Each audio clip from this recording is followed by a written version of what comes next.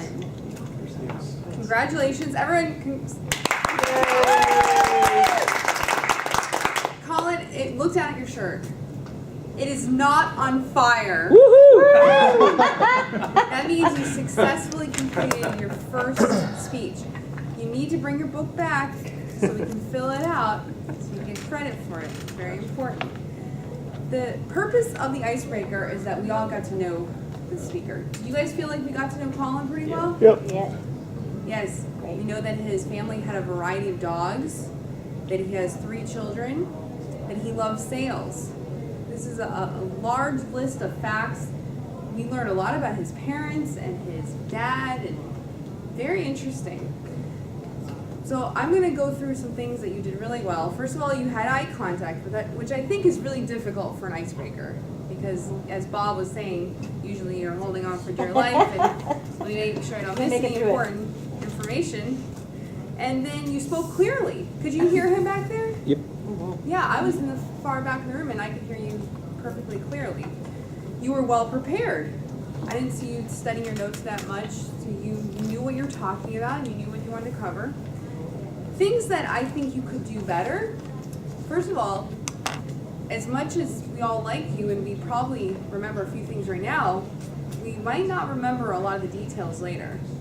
Okay. The reason why is you didn't have a structure. It was mostly just a list of facts in chronological order, one after the other. A way to help your audience remember your speech content later is to have a theme, a message. And for an icebreaker, I recommend your theme would be who I am, and maybe have one sentence.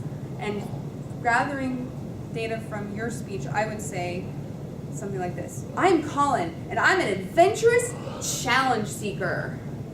And then all the points underneath that go on. My father was an adventurer. He was stationed out here, and he went to this bar, and he met my grandfather, and he went home with him. That's an adventurous person. And then move on. My family's adventurous. We had all kinds of dogs. And then my sister, she tried to kill me when I was a small child. Right? So you see how the theme, and you just keep re-emphasizing that with all of your story points. I'm adventurous. I got married at 26. 3 sons. Right? So all of these things just bolster your point. And then at the end, you have a big closing. I'm Colin, and I challenge you to also be adventurous and a challenge seeker. I'm in sales. You can't be more adventurous than that.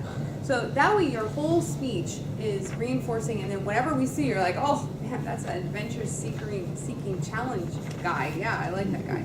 So that's the way you can really create a speech, and so all speeches should be created around like a theme or a message. Sean did a great job of that today. And now I will turn it back over to Eric, our